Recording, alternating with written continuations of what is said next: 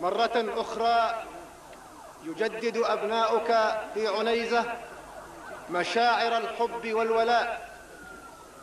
نعم، يجسدونها عبر مشاعر متدفقة من الأمل والرجاء أن يحفظ الله جلالتكم أبا حنونا عطوفا على كل فرد منهم.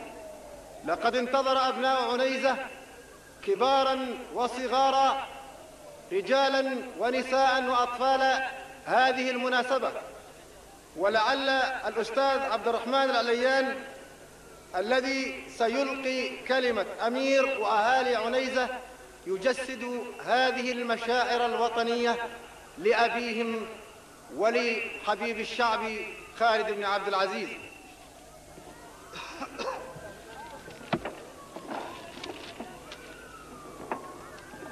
بسم الله الرحمن الرحيم. مولاي صاحب الجلالة الملك المعظم خالد بن عبد العزيز، سيدي صاحب السمو الملكي ولي العهد الأمين نائب رئيس مجلس الوزراء، سيدي صاحب السمو الملكي النائب الثاني لرئيس مجلس الوزراء رئيس الحرس الوطني، أصحاب السمو الملكي الأمراء، أصحاب المعالي، ضيوفنا الأكارم، السلام عليكم ورحمة الله وبركاته.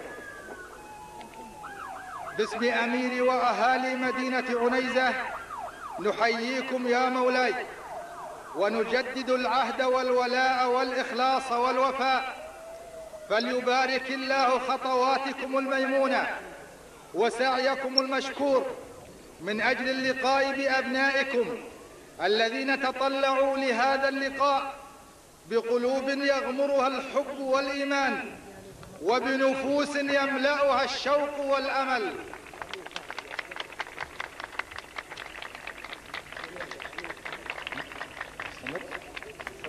يا صاحب الجلالة، إننا حينما نتشرف